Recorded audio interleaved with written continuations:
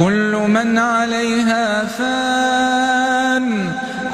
من عليها فان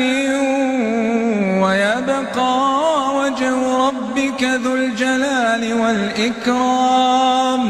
فبأي آلاء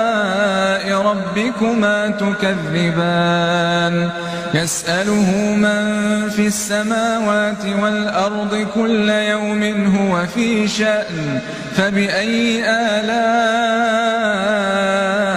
ربكما تكذبان سنفرغ لكم أيها الثقلان فبأي آلاء ربكما تكذبان يا معشر الجن والإنس إن استطعتم أن تنفذوا من أقطار